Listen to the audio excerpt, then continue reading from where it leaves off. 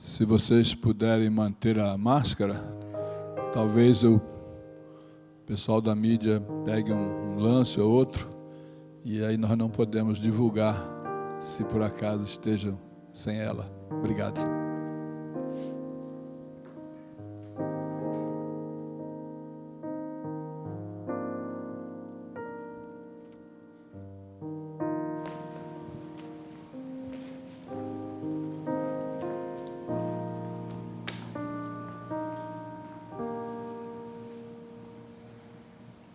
Aos corajosos e destemidos que saíram de casa hoje prontos para louvar, e aqui estão, amém?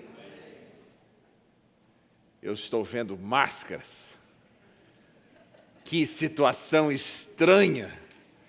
Quem diria que 2020 estaríamos nessa situação? Se você está em casa agora, seja muito bem-vindo. Vamos abrir a palavra de Deus nesse momento e vamos ver uma passagem importantíssima de Números capítulo 13 e 14.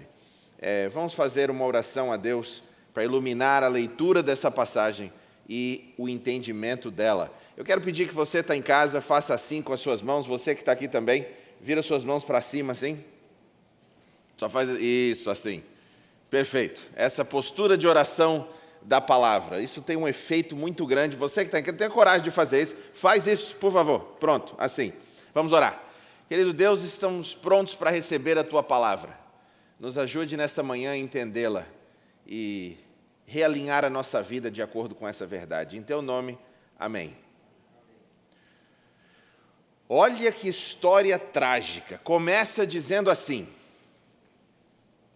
Vamos mudar para português aqui, espera aí.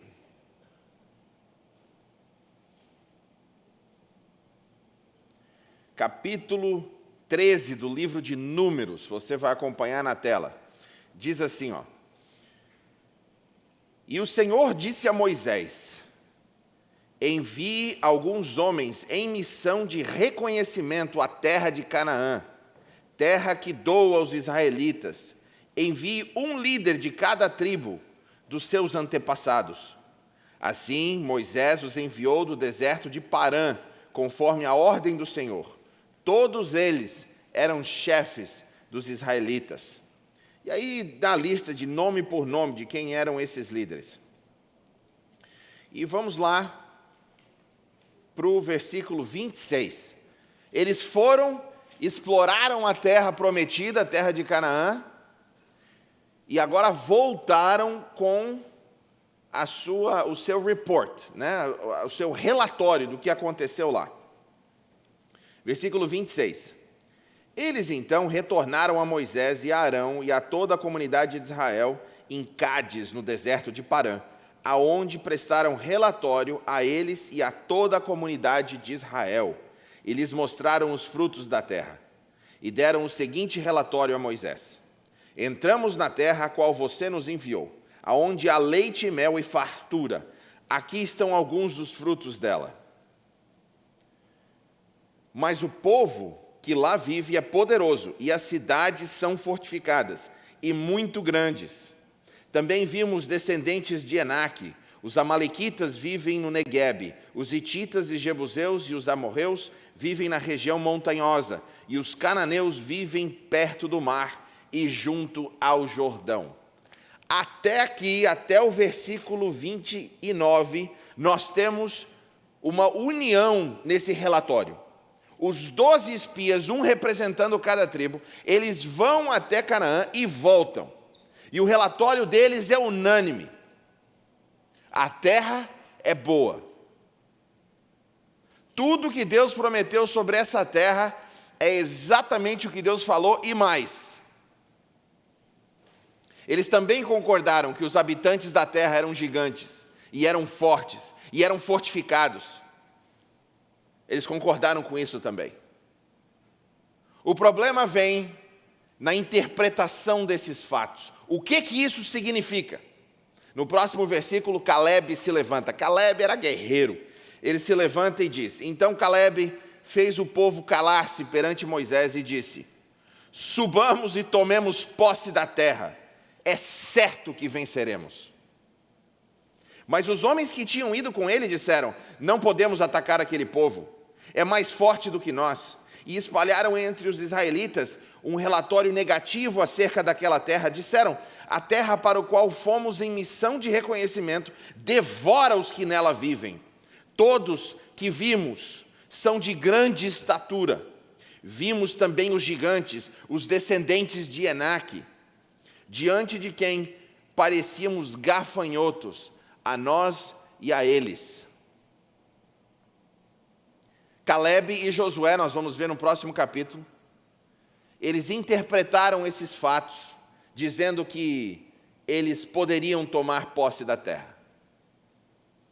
E 10 dos espias disseram que seria absolutamente impossível eles tomarem posse daquela terra. E nós dissemos nesse momento, normalmente nós dissemos: veja bem, os dois, Calebe e Josué, tiveram fé.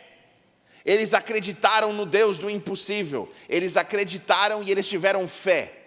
Eles ignoraram as evidências da terra e a fé deles os levou a acreditar que Deus vai dar a terra. E nós vemos os 10, aqueles que são científicos, aqueles que analisam os fatos, aqueles que não têm fé, aqueles que vendo os fatos concordam que é impossível. É dessa forma que nós normalmente interpretamos essa passagem. Hoje, nós vamos entender de uma outra forma, lendo o próximo capítulo. Olha o que acontece no capítulo 14. E nós vamos ler quase o capítulo inteiro, começando do verso 1. Acompanhe aí comigo. Hoje nós vamos ler muita Bíblia, amém? Então vamos lá. Versículo 1. Naquela noite, toda a comunidade começou a chorar em alta voz. São 2 milhões de pessoas no deserto, chorando. Quem aqui é pai? Lembra daqueles primeiros anos de choro, que era choro o tempo inteiro? Choro é um negócio que entra nos nervos dos pais. É ou não é ou não é? Eu lembro que eu e minha esposa reagíamos de forma diferente ao choro. Quando os moleques começavam a chorar, ela imediatamente largava tudo e ia ver o que estava acontecendo. Eu já tinha uma reação um pouco mais tardia para o choro. E quando tem cólica? Cólica é o que os pais chamam aquilo que eles não sabem o que está acontecendo com a criança e a criança continua chorando. É ou não é ou não é? Está chorando. Vamos ver o que é. Está com fome? Não, não está com fome. Está com a fralda suja? Não, não está com a fralda suja. Então o que é? É cólica. Né? Só pode ser cólica. E a criança chora e chora e chora. E a minha esposa, principalmente com o primeiro filho, sofria com aquilo. A criança chorando nos braços dela e o coração dela partido. Aí eu falava: amor, deixa comigo que eu resolvo isso. E eu segurava no colo e a criança chorava e chorava. De repente ela ia, quando voltava, estava eu com o telefone e fone de ouvido assistindo alguma coisa. E ela: mas você não tem compaixão? Compaixão eu tenho. Eu via que eu não consegui fazer nada pela criança, então eu estou vendo outra coisa. Bem-vindo ao homem cuidando de criança. É por isso que criança é mais apegada com a mãe. Deus, em sua sabedoria, Ele desenhou que fosse assim, porque a mãe tem compaixão da criança. O choro entra nos nervos dos pais. O homem precisa ignorar, porque se ele ficar prestando atenção muito tempo, ele não vai agir de forma coerente com essa criança. A mulher sofre. 2 milhões de pessoas no deserto chorando.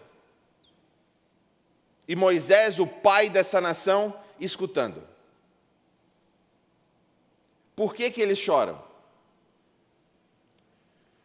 Porque eles saíram da escravidão, vieram para o deserto e tinham esperança de uma terra prometida. A terra havia sido prometida. E agora que eles enviaram representantes, esses representantes voltam e concluem que é impossível eles terem a terra. E, portanto, eles choram. Você já passou por algo assim? na sua vida. Algo lhe foi prometido. E você contava com aquilo, esperava aquilo, passou dificuldade para alcançar aquilo, e de repente, todos os fatos te levam a acreditar que aquilo não vai ser teu, que você não vai alcançar aquilo. Muitos de nós vemos o céu dessa forma. Eu sei que o céu é prometido, eu sei que a nova terra, aquela que Jesus vai refazer, é prometida. Mas você olha os fatos e tudo parece indicar o contrário. E você imagina, Deus, no seu infinito poder e misericórdia, por que Ele permite tanto sofrimento que os seres humanos passam? E por sofrimento eu não estou me referindo ao Covid. Se você acha que ter que ficar em casa é sofrimento, eu te convido a visitar os países que estão passando por fome e miséria, onde não existe o que comer em casa ou fora de casa. Se você acha que o Covid é a pior coisa que aconteceu com a humanidade, eu te convido a visitar os mercados de escravos que ainda existem em diferentes partes do mundo hoje. Se você acha que o Covid é a pior coisa que existe, eu te convido a visitar alguns países onde mulheres são estupradas em massa todos os dias. São dessas atrocidades que eu me refiro. A inconveniência de ter que usar uma máscara, de ter que procurar um novo emprego, é sofrimento, é claro, e traz angústia, é claro. Mas essa não é a pior coisa. E essa não seria a primeira coisa, que se eu tivesse o poder e pedir para Deus agir, essa não seria a primeira coisa que eu ia pedir. Senhor, que eu não precise mais usar máscara na rua. Não seria essa a primeira coisa. Há coisas muito piores acontecendo. E nós vemos os fatos disso. Nós assistimos as imagens de atrocidades no nosso telefone, na nossa televisão. Nós vemos o mal e nós pedimos, até quando, Senhor? E de repente nós vimos esses fatos e falamos, se Deus não tem poder nem para salvar essas pessoas nessas circunstâncias hoje, que poder Ele vai ter de voltar e nos dar a nova terra? Os fatos que são apresentados parecem contrários à realidade que Deus vai intervir e vai voltar. Então nós precisamos de fé, pastor, é isso? É claro, mas não é a fé que você imagina de acreditar naquilo que vai contra os fatos. Vamos ver o resto da história. Por isso eles choram. Todos os israelitas queixaram-se contra Moisés e contra Arão, e toda a comunidade lhes disse, quem dera tivéssemos morrido no Egito.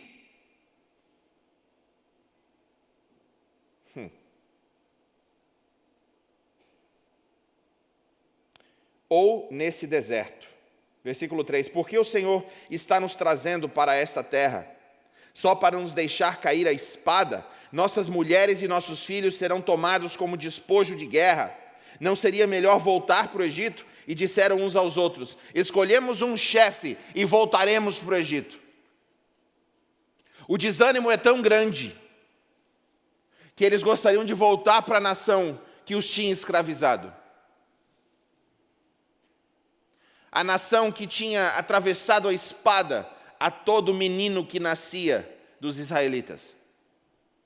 Voltar à nação onde o valor próprio deles era a quantidade de tijolos que eles conseguiam produzir. Você sabe que a situação está desesperadora quando os escravos que foram libertados querem voltar para debaixo dos açoites dos seus antigos mestres. Então Moisés e Arão prostraram-se, versículo 5. Então Moisés e Arão prostraram-se com o rosto em terra, diante de toda a assembleia dos israelitas. Josué, filho de Num, e Calebe, filho de Jofoné, dentre os que haviam observado a terra, rasgaram as suas vestes e disseram a toda a comunidade israelita, a terra que percorremos em missão de reconhecimento é excelente. Se o Senhor se aguardar de nós, Ele nos fará entrar nessa terra, onde há leite e mel com fartura, e a dará a nós. Somente não sejam rebeldes contra o Senhor, e não tenham medo do povo da terra, porque nós os devoraremos como se fossem pão. A proteção deles se foi, mas o Senhor está conosco. Não tenham medo deles. Mas a comunidade toda falou em apedrejá-los. Qual foi a reação dos israelitas com os líderes que os libertaram do Egito? Cuidado com a opinião das mobs. Como é que é mob em português? Alguém me ajuda? Do povão, da multidão, da massa. Cuidado com a opinião da massa. Cuidado quando existem muitos seres humanos juntos gritando desesperadamente com alguma coisa. A opinião deles não vai ser de construir nada, vai ser somente para destruição. E o que eles queriam fazer? Apedrejar aqueles que o haviam tirado do Egito. Porque eles discordavam dos fatos. E aí algo tremendo acontece. Deus se manifesta. Olha o que acontece. Qual versículo? 11. Não, continuando no 10. Mas a comunidade toda falou em apedrejá-los. Então a glória do Senhor apareceu a todos os israelitas na tenda do encontro. E o Senhor disse a Moisés: até quando esse povo me tratará com pouco caso? Até quando se recusará a crer em mim, apesar de todos os sinais que realizei entre eles? Eu os ferirei com praga e os destruirei, mas farei de você uma nação maior e mais forte do que eles. A esse ponto, Deus chegou aparentemente ao seu limite. E eu imagino que essa frase aqui não foi para o benefício de Deus, foi para o benefício de Moisés. Porque Deus é misericordioso. Olha a resposta de Moisés. Que loucura é essa resposta de Moisés. E aí nós vamos ver a inversão do que é fato e o que é fé. Moisés disse ao Senhor: então os egípcios ouvirão que pelo teu poder fizeste esse povo sair dentre deles, e falarão disso aos habitantes dessa terra. Eles ouvirão que tu, ó Senhor, estás com este povo, e que te veem face a face, Senhor, e que a tua nuvem paira sobre eles, e que mais adiante deles uma coluna de nuvem de dia e uma coluna de fogo de noite. Se exterminares esse povo, as nações que ouvirão falar do que fizeste dirão: o Senhor não conseguiu levar esse povo à terra que lhes prometeu em juramento, por isso os matou no deserto. Mas agora que a força do Senhor se manifeste, segundo prometeste, o Senhor é muito paciente e grande em fidelidade, e perdoa a iniquidade e a rebelião, se bem que não deixa o pecado sem punição e castiga os filhos pela iniquidade dos pais até a terceira e quarta gerações. Segundo a tua grande fidelidade, perdoa a iniquidade deste povo, como a este povo tens perdoado desde que saíram do Egito até agora. O Senhor respondeu: eu o perdoei, conforme você pediu. E aí Deus lança o desafio e a punição de que aquela geração morreria no deserto. Mas como Moisés pediu pelo perdão do povo, como representante do povo, Deus perdoa o povo, mesmo no meio da rebelião. Ele escolhe não destruir. Mas nessa descrição que Moisés dá, você percebe que aqueles que têm fé não baseiam a sua fé simplesmente em ideias que não são concretas. Por que Caleb e Josué e Moisés e Arão tinham tanta fé que Deus lhe daria a terra? Porque eles tinham seus olhos abertos. Perceba que com mão poderosa Deus havia tirado do Egito praga após praga após praga. Esse povo viu o mar se abrir para que eles pudessem passar. Esse povo viu o exército do Egito, a nação mais poderosa da terra, se destruir em meio às ondas. Esse povo viu o maná brotar do solo e cair do céu todos os dias. Esse povo viu todas as noites a coluna de fogo que estava sobre o povo para os esquentar. Esse povo viu a coluna, a nuvem durante o dia para os proteger do sol. Milagre após milagre, após milagre, após milagre. E agora que eles viram a terra prometida, eles não tiveram coragem de entrar. Não porque os fatos estavam contra a promessa. Foi pelo medo e por não lembrar do que o Senhor havia feito no passado. Josué, Caleb, Moisés, Arão e muitos outros que ali estavam, das suas famílias, eles acreditaram que Jesus podia dar a terra, não porque estavam com uma fé cega, mas porque estavam com os olhos bem abertos para o que o Senhor já tinha feito. A nossa tentação hoje é a mesma daquela época. Quando você percebe o sofrimento que existe no mundo, você abre os olhos e fala: Senhor, eu estou vendo esse sofrimento. Até quando? É muito fácil você olhar para a segunda vinda de Cristo e falar: não vai acontecer. Eu não tenho fé suficiente para acreditar que vai acontecer. Se você tem dificuldade de acreditar que Deus um dia vai libertar esse planeta do mal, se você tem dificuldade de colocar a sua fé na segunda vinda de Cristo, é porque você está cego ao que Deus já fez no passado. Não é porque você falta fatos. Os fatos todos indicam a segunda vinda.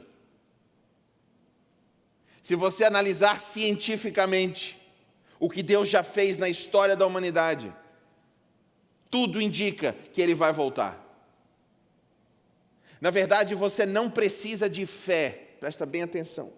Você não precisa de fé para acreditar em Deus. Existem muitas evidências para isso. Você precisa de fé quando Jesus se torna inconveniente na tua vida. Você sabe do que eu estou falando?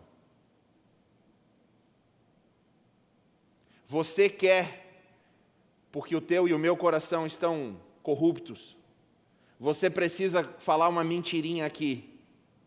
Aí Jesus vem à mente. Você quer fazer uma coisa errada lá.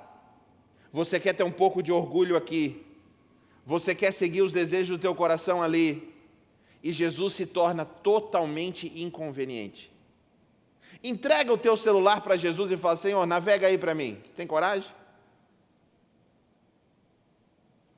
Senhor, pega o controle remoto da nossa televisão lá em casa e escolhe o que a gente vai assistir. Senhor, controla a minha língua, para que eu só fale a verdade, de forma que ajude as pessoas à minha volta. São nesses momentos que nós precisamos de fé. Quando nós temos medo, quando existem gigantes maiores do que nós, aí sim nós precisamos de fé. Fé para quê? Para que o Espírito Santo abra os nossos olhos e a gente contemple o que Deus já fez no passado. Jesus Cristo, Deus se tornou um de nós. Ele viveu entre nós. Ele ressuscitou a Lázaro. Ele foi morto e ele ressuscitou. A ressurreição de Cristo é um dos fatos mais documentados da história. Existem mais evidências históricas para a ressurreição de Cristo do que a existência de César, imperador de Roma. Vou falar de novo para você entender. E lembrar, e citar. Existem mais evidências históricas da ressurreição de Cristo do que da existência do imperador César. Sabe o que é isso? Os fatos são claros. É muito difícil, historicamente, rejeitar a ressurreição de Cristo, por vários motivos. Vários livros foram escritos sobre isso. Se você tem interesse de entender essa parte da história, eu sugiro que você leia e se aprofunde nisso. E se Jesus Cristo veio, Ele morreu, e foi ressurreto, e ressurgiu. 500 pessoas o viram pessoalmente. Paulo fala, se você tem dúvida, pergunta para alguém que estava lá. 500 pessoas o viram ascender. E se ele foi, qual a promessa? Ele vai voltar. Ah, pastor, mas nós passamos por tantas dificuldades. Mas me diz uma coisa, desde onde você viu o verso da Bíblia que diz que você não vai passar por dificuldade? Me explica, está onde? Porque a promessa de Jesus é, nesse mundo, o quê? Vocês terão dificuldades. Essa é a promessa. Mas tem de bom ânimo. Eu venci o mundo. Nesse mundo, prometeu Jesus, vocês terão dificuldades. A promessa não é que você vai viver uma vida tranquila. A promessa não é que o mundo não terá expressões do mal acontecendo. Muito pelo contrário. O que a Bíblia fala é que Deus está se afastando. E quanto mais Deus se afasta, quanto mais Deus retira sua proteção, o que você acha que acontece? É importante que você perceba o que estar longe de Deus faz com o ser humano e com qualquer criatura.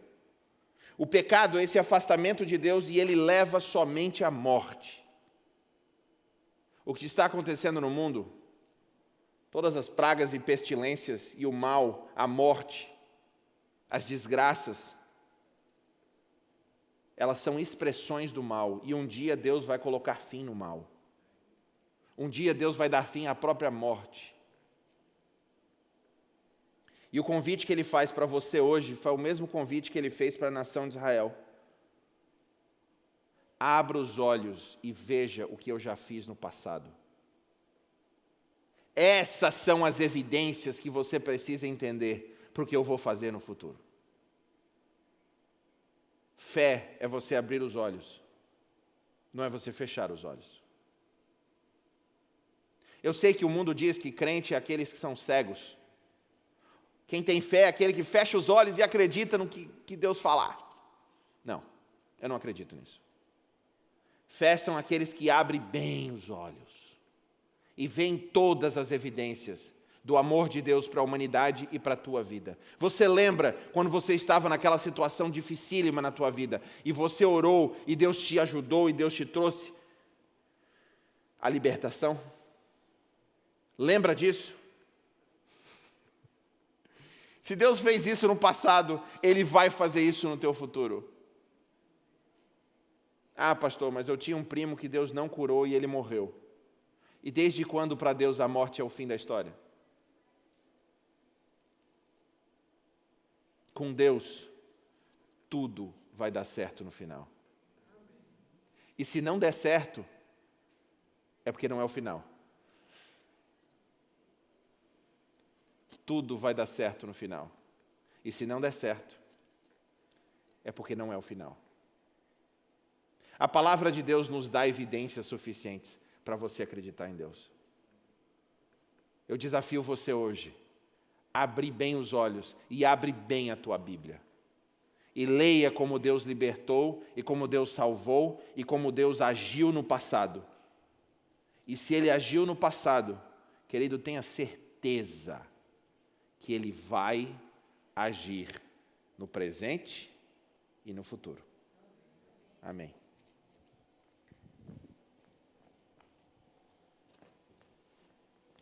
Vamos levantar e orar.